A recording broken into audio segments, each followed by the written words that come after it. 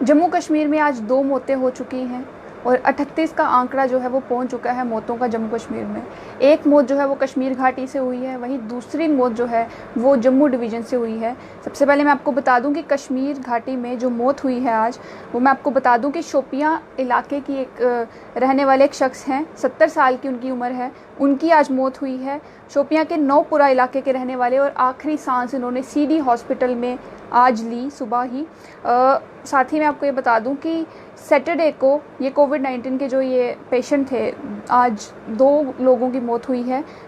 वहीं ये जो अभी बताए जा रहे हैं कि ये जो शोपियां के नौपुरा इलाके के जो शख्स हैं उनकी मृत्यु हो गई, 70 साल की इनकी उम्र है और इन्हें पहले डिस्ट्रिक्ट हॉस्पिटल शोपियां में एडमिट किया गया था ट्रीटमेंट के लिए इनके।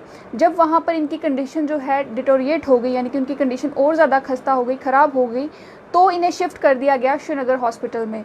श्रीनगर हॉस्पिटल में जब इनको शिफ्ट किया गया तो बताया ये जा रहा है कि इनकी जैसे ही ये वहाँ पर आए तो इनकी कंडीशन जो थी वो बहुत ही नाजुक कंडीशन इनकी बताई जा रही थी और साथ ही में ये रिकवर नहीं हो पाए। रेस्पिरेटरी शॉक इनको हुआ, उसके बाद ये रिकवर नहीं कर पाए और इनकी मौत जो है वो कुछ ही घंटों के बाद, जब वहाँ पर ये एडमिट हो गए उसके कुछ ही घंटों के बाद जो है इनकी मौत हो गई।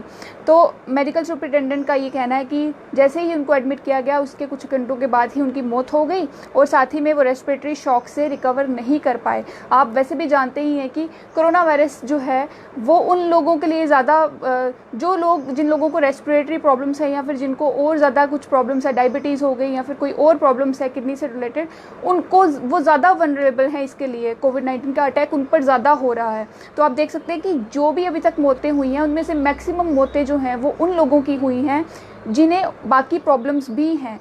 तो साथ ही में ये जो पेशेंट जो आज इनकी मौत हुई है, ये बताया भी जा रहा है कि अभी भी ये देखना जो है वो देखना है कि क्या इस शख्स को कोई और भी प्रॉब्लम्स थी, कितनी और परेशानियां इनको और थी, वो भी अभी जो है ऑफिशियल प्रोटोकॉल के हिसाब से अभी देखने को मिलेगा थोड़ी देर में।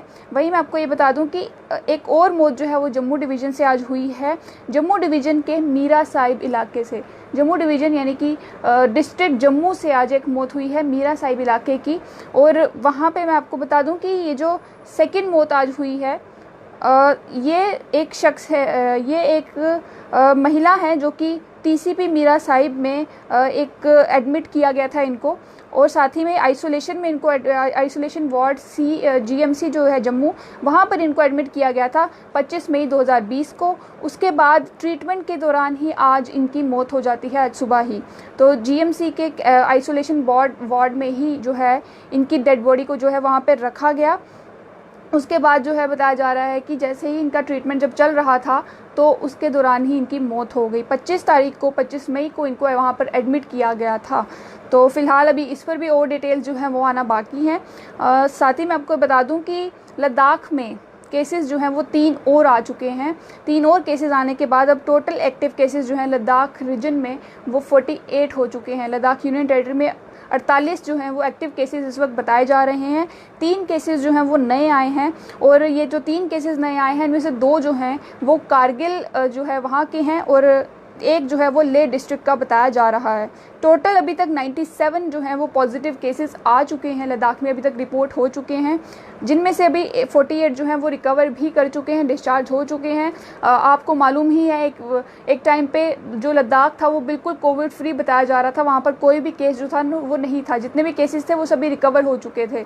पर धीरे धीरे केसेस की संख्या और ज़्यादा बढ़ने लगी और एक मौत जो है पी नमग्याल की मौत वो भी बताई जा रही है कि अभी तक लद्दाख जो है लद्दाख यूनियन टेरिटरी वहाँ से अभी तक हो चुकी है। तो टोटल अभी 48 एक्टिव केसेस लद्दाख में भी हैं। साथ ही में भारत की अगर मैं बात करूं तो भारत ने इटली को भी सरपास कर दिया है। इटली का जो आंकड़ा था उसको भी अब भारत ने जो है वो क्रॉस कर लिया है। 2.36 लाख जो है भारत पहुंच चुका है केसेस के मामले में। साथ ही में ये बिगेस्ट एवर स्पाइक जो है कल रहा भारत में। 9,887 नए केसेस कल पिछले 24 घंटों में हमें देखने को मिले और 294 मौतें जो हैं वो पिछले 24 घंटों में अभी तक हो चुकी हैं भारत में। वहीं 2,36,657 जो हैं वो केसेस भी पहुंच चुके हैं टोटल। अगर मैं बात करूं भारत की, तो इटली को भी ओवरटेक कर लिया है भारत ने, और अभी जो रिकॉर्ड था 2,34,531 केसेस का इटली का, वो भी क्रॉस कर लिया गया है। साथ ही में ये मैं आपको बता दूं कि भी एक्टिव केसेस जो हैं इस वक्त जो बताए जा रहे हैं वो है 1,15,942 केसेस जो हैं वो पिछले 24 घंटों में रिकॉर्ड किए गए हैं। उसके बाद भारत की मैं बता रही हूँ आपको कि भारत में एक्टिव केसेस कितने हैं। 1,15,942 एक्टिव केसेस भारत में हैं।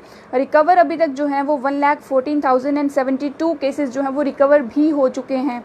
वहीं 6,642 लोगों ने अपनी जान जो है वो इस पेंडेमिक के दौरान गंवा भी दी है। तो आप देख सकते हैं कि इस वक्त महाराष्ट्र जो है वो वर्स्ट हिट वहाँ पर है। सबसे ज़्यादा कोरोना वायरस के पेशेंट्स अगर कहीं से देखने को मिल रहे हैं तो वो महाराष्ट्र से मिल रहे हैं। 80,000 के करीब जो है वो पहुँच चुका है महाराष्ट्र भी। 80,229 केसेस जो हैं वो अभी तक टोटल बताए जा रहे हैं महाराष्ट्र में भी। वहीं उसके बाद तमिलनाडु जहाँ पे 28,694 केसेस जो हैं वो बताए जा रहे हैं। दिल्ली में 26,334 केसेस बताए जा रहे हैं, और गुजरात में 19,094 केसेस जो हैं वो अभी तक बताए जा रहे हैं। वहीं आपको ये भी बता दूं कि रिकवरी रेट भी जो है वो भारत में अभी फ़िलहाल इम्प्रूव होता नज़र आ रहा है।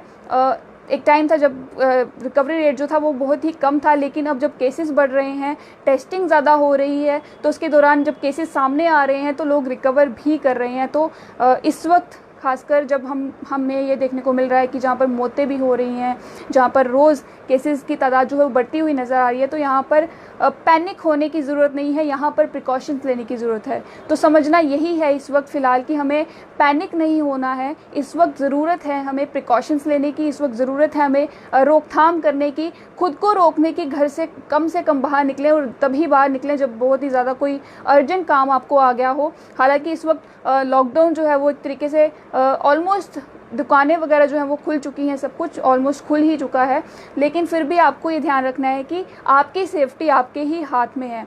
तो वहीं मैं आपको ये बता दूं, अमरनाथ यात्रा के लिए भी आपको बता दूं कि अमरनाथ यात्रा जो 2020 में अब शुरू होने वाली है वो इस बार सिर्फ 15 दिनों की ही होगी।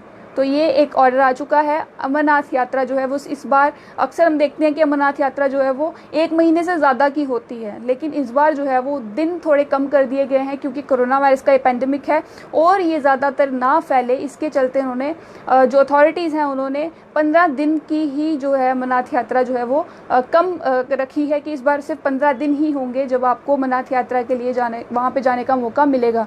और साथ ही में ये भी आपको बता दूँ कि ये अमरनाथ यात्रा जो है वो 21 जुलाई को शुरू होगी और ख़त्म होगी 3 अगस्त को। 21 जुलाई को शुरू होगी और 3 अगस्त को जो है वो बंद हो जाएगी। और साथ ही में जो प्रथम पूजा है अमरनाथ यात्रा की, वो कल ही, जैसे कि हमें देखने को मिला कि कल वो शुरू हो गई, कल वो की गई, और उसके बाद अब यात्रा का जो टाइम पीरियड है, जो ड्यूरेशन है, वो थोड़ा सा कम कर दिया गया है। सिर्फ 15 दिन की ही यात्रा जो है वो होगी। साथ ही में यहाँ पर यात्रा में अब जाने के लिए कौन कौन लोग अलाउड हैं। यात्रा में जाने के लिए ये बताया जा रहा है कि पिलग्रिम्स जो हैं, जो कि श्रद्धालु हैं इस वक्त, वो 55 वर्ष की उम्र तक के होने चाहिए। 55 वर्ष की उम्र से नीचे तक के लोग जो हैं वो ही जाकर जो है वो अपनी रजिस्ट्रेशन करा सकते हैं अमरनाथ यात्रा के लिए। और साथ ही में जो साधुज हैं उनके लिए कोई भी ये नहीं एज लिमिट डिसाइड नहीं की गई है। साधुज जो भी हैं वो वहाँ पर जा सकते हैं, लेकिन जो आम लोग हैं, जिस तरीके के जो वहाँ पर जाते हैं अक्सर, तो उनके लिए एज लिमिट डिफाइन की गई है कि 55 साल की उम्र से जो है वो कम होनी चाहिए उनकी उम्र। तो आपको फिर से एक बार बता दूं कि आज जम्मू कश्मीर में 2 मौतें हो चुकी हैं। एक शोपियां से, कश्मीर घाटी के शोपियां से एक मौत हुई है, और एक मौत जो है वो जम्मू डिवीज़न के मीरा साहिब से हुई है। तो फिलहाल इस अपडेट से मुझे दीजिए इजाज़त। देखते रहें स्ट्रेट लाइन न्यूज़।